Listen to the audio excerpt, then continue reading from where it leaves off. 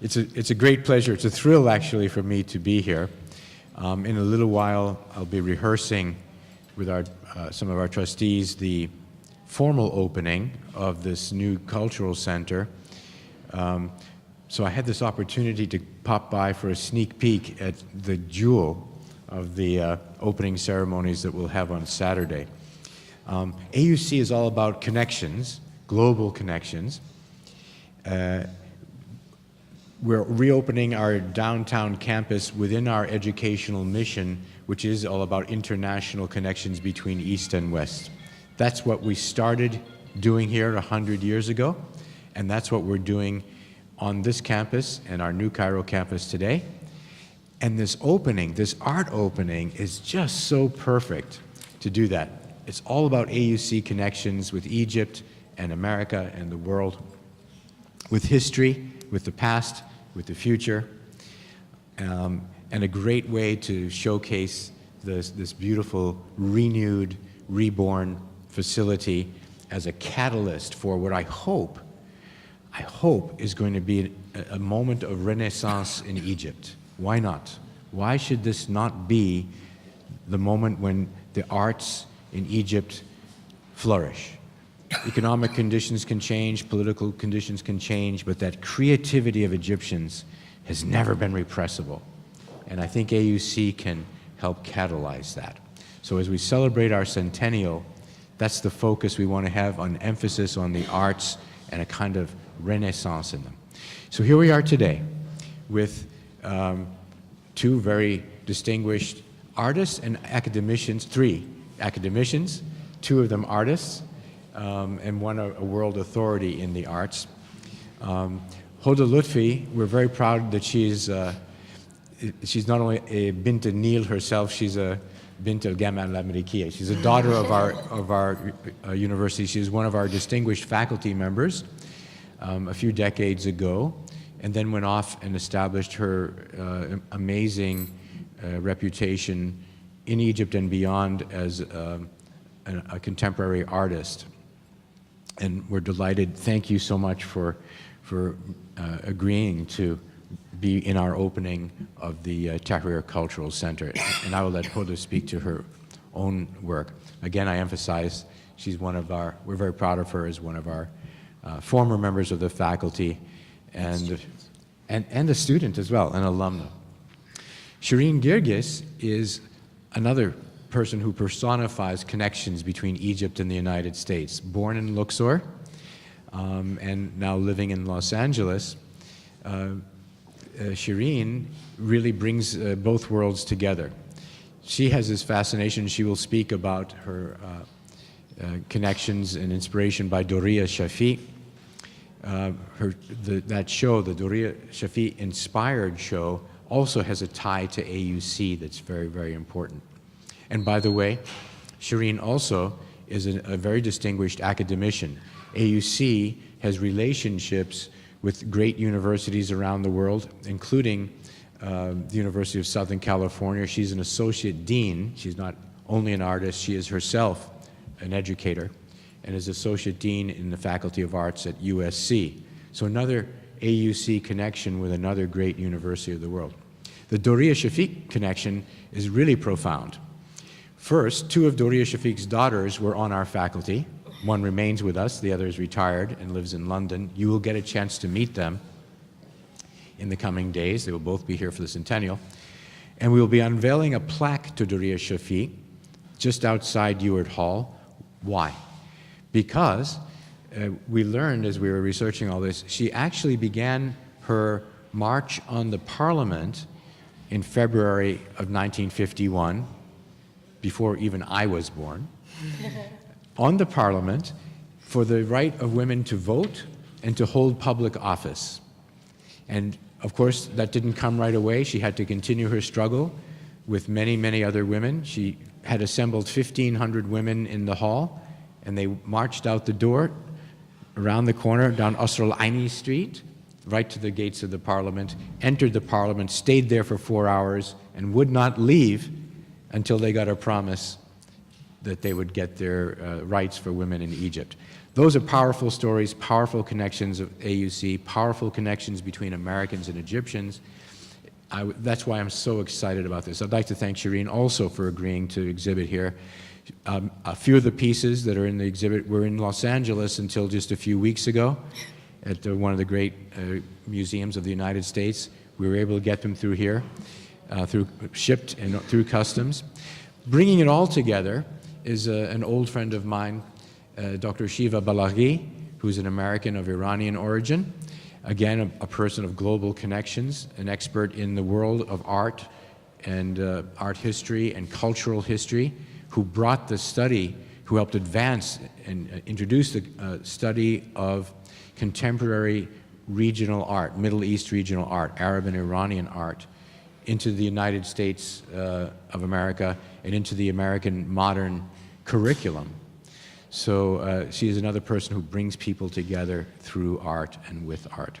I'd like to thank all three of the panelists for coming here today to do this. Thanks for the quick sneak peek at your amazing, amazing work.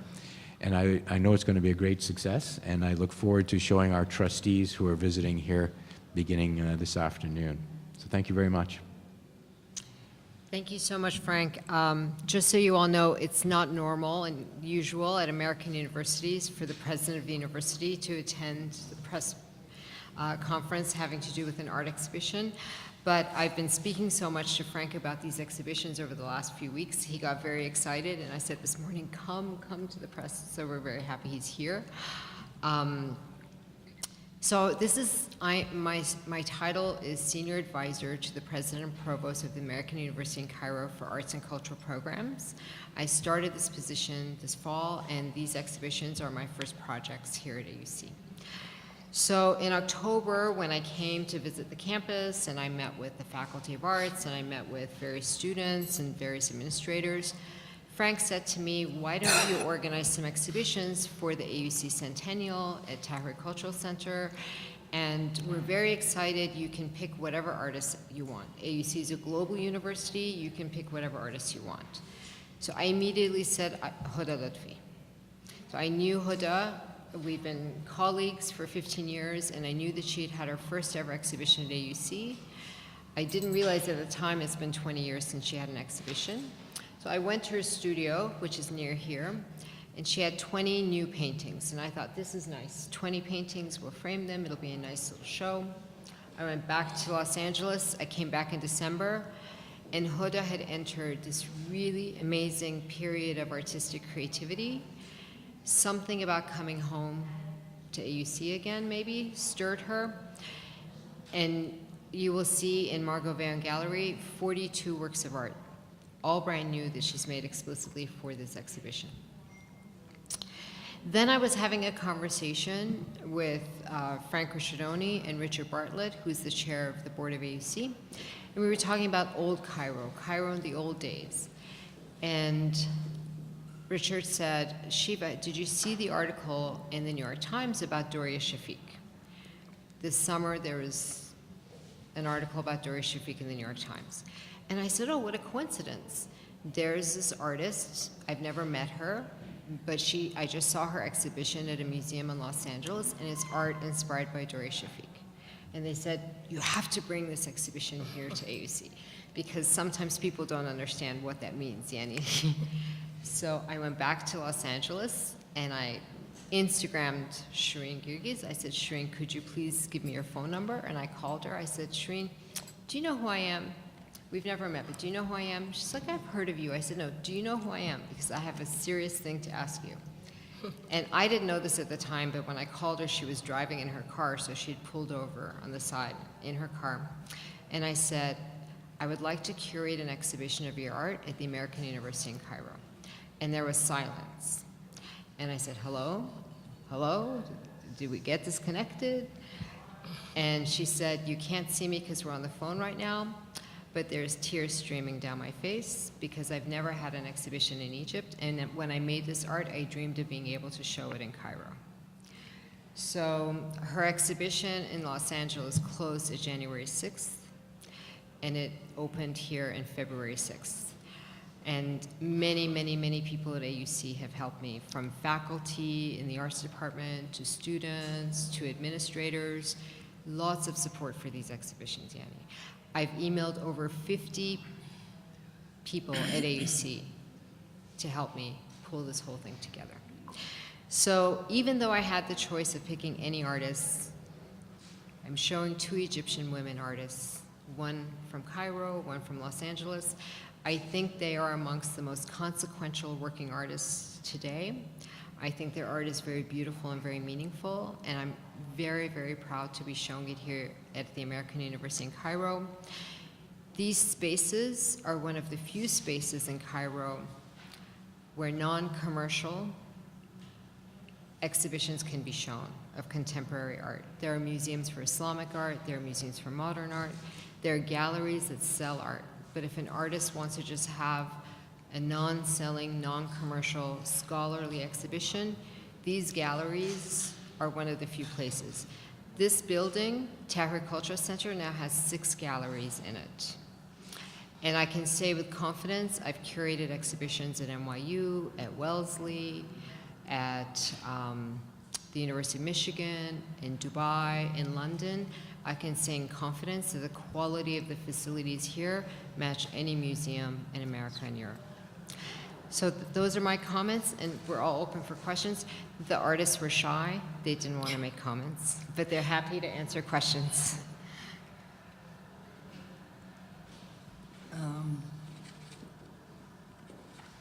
I can just talk about the title.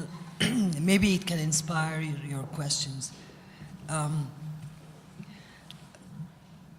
You know, titles always come towards the end, for me at least. And Shiva and I were discussing, you know, different titles, and she would throw one at me and I would throw one back. And then one day I said, okay, I'm going to stop working, and all I'm going to do is research a title for this series of works. So I spent the whole day relaxed, looking on the internet, and since I'm interested in the surrealists, being a movement inspired by the unconscious, and also since I'm interested in the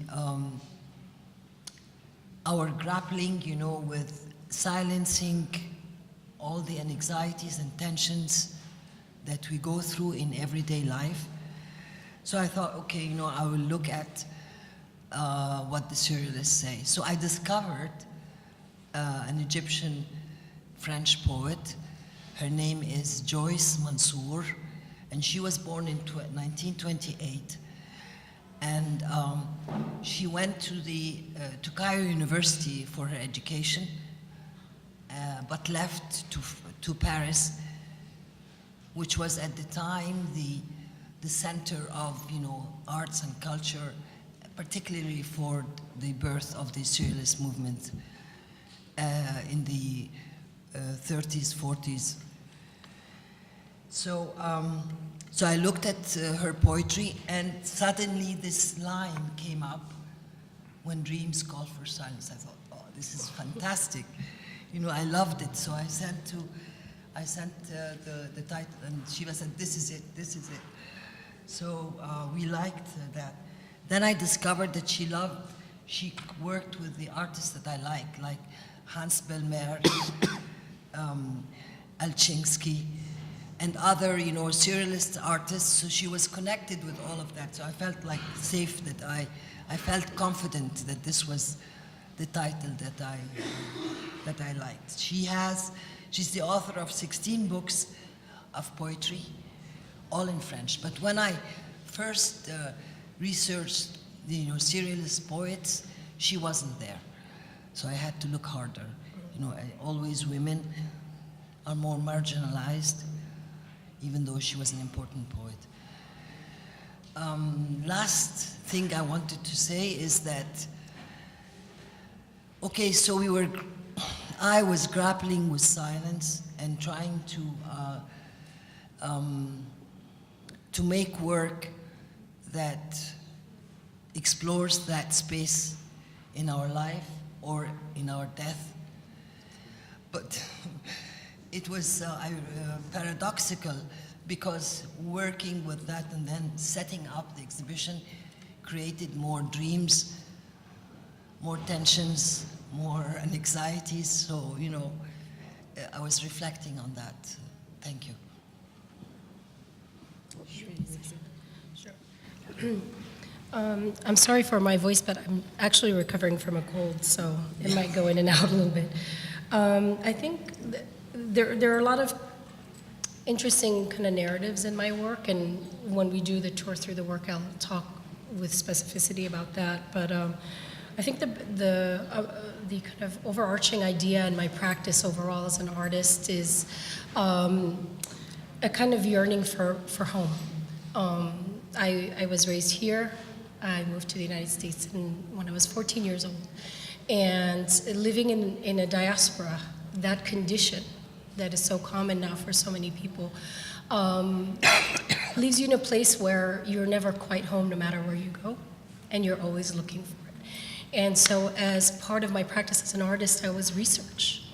And it was very personal for me, researching all of my connections, my kind of nostalgia for Egypt, my nostalgia for thinking about my history and my roots. I didn't get enough Egyptian history, you know. I went to the US, I learned about art in the US, about Western art history, Western history. And I realized that for me, I had to go on a kind of journey to discover my own history, my place in history as somebody who lives between these two worlds that can sometimes be so different and can sometimes be so much the same. So I came across specifically around kind of a feminist history, and I started researching, and again, looking like Huda was saying, trying to find work by women, trying to work around the kind of history of feminism, everything that came up in Europe, came up in the United States, came up in all these Western countries, and I knew that that couldn't be possible.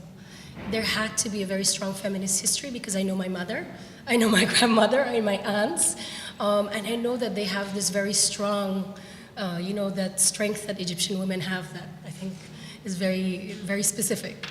And so I kept digging. I came across Huda Sha'rawi's work at first, and I did a whole series of work around her that was exhibited in Dubai.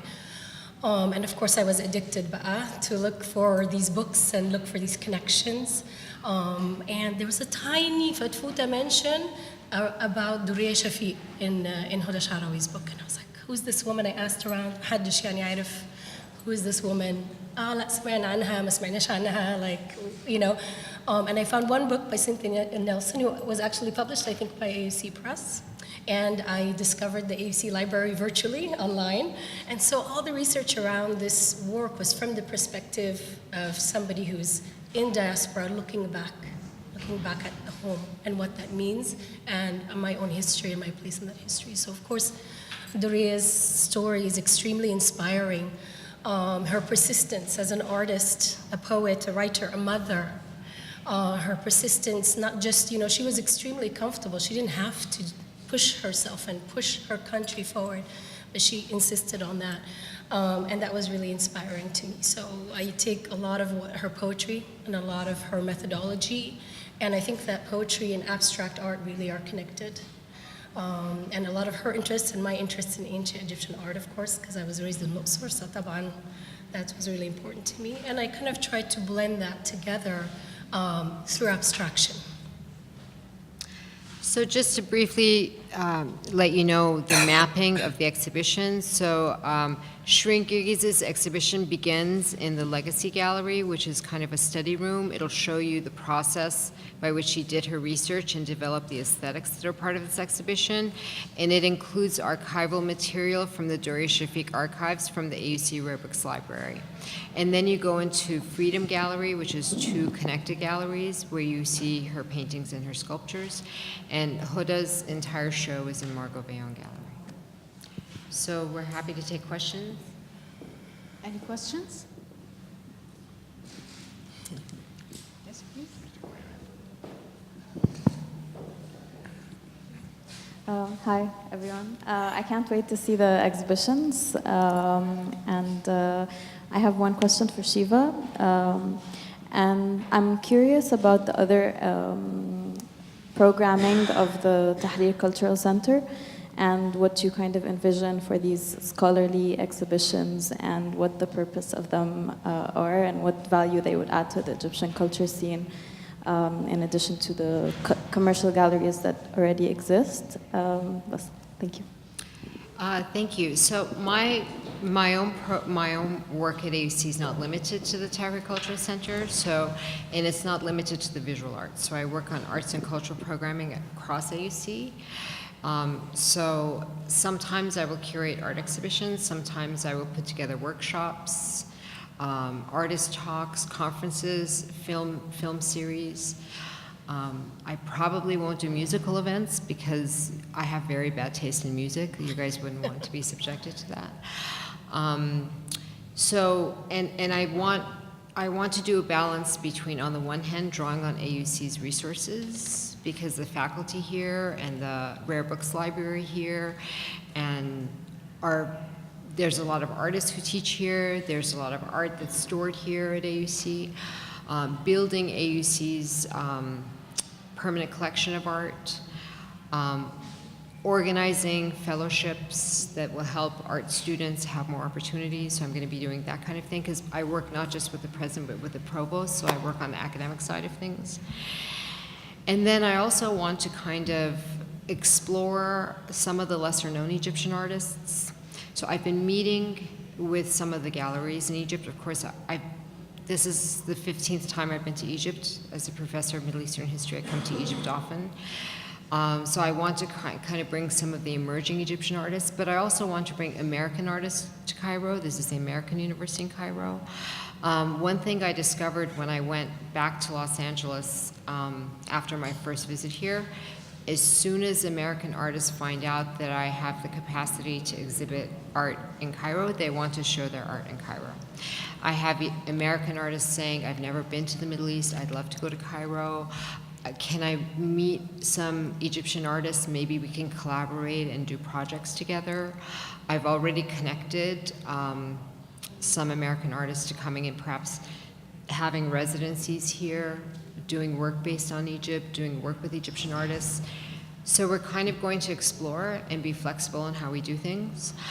I also want to think about the art world in a very holistic way, because oftentimes we train, in the arts, we train people how to make art. We don't necessarily train people how to write about art. We don't necessarily train people how to curate art, how to restore art, how to look at art. So for me, an AUC undergraduate who's majoring in engineering is as important as an AUC undergraduate majoring in graphics design. So what I would ideally like to do is have the university be such that no matter what the student's field of study is, by the time they graduate, they have a cultural literacy and an understanding of why the arts and culture are an important part of your life as a human being. So I think it's going to be very hard for me to top these two exhibitions. They're really beautiful, and you'll see the design of the exhibitions, the artists, down to a centimeter, they measured. Every aspect of these exhibitions has been done in collaboration with the artists. I'm very, very lucky they had never met. They're now very good friends. I don't know how they feel about me. I'm a little bit of a dictatorial curator.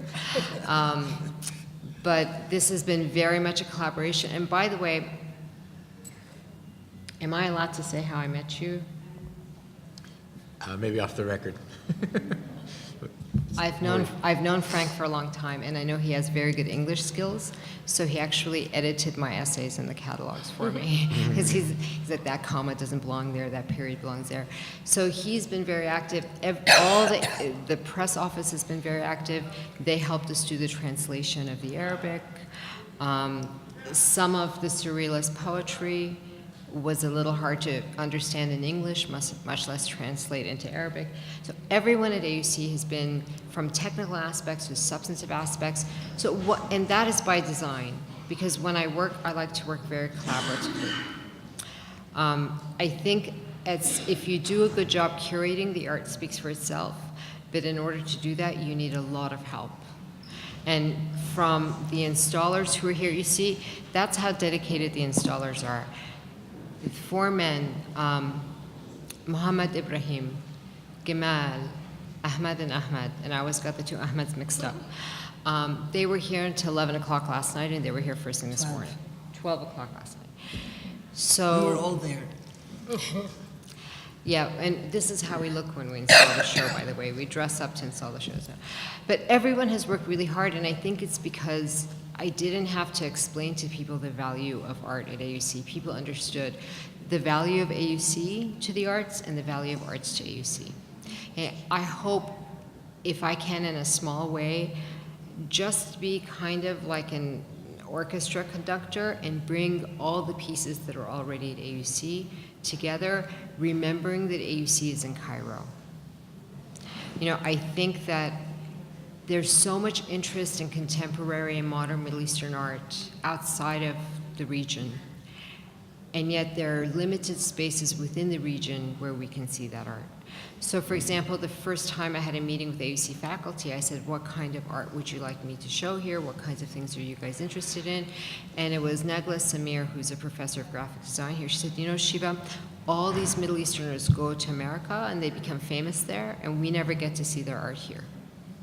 So we'd like to have Middle Eastern American artists who get famous in America come back and show their art here. And I understand why that is, because it's expensive and difficult to ship art from America and Europe here. So the fact that AUC is making this kind of investment and facilitating these kinds of exchanges, there's no other university in the Middle East that has contributed this much to cultural programming and development as AUC. And I'm saying very, very frankly, I've taught at Ivy League colleges, I've taught at some of the leading colleges in America. I'm really, really proud to be working at the American University in Cairo.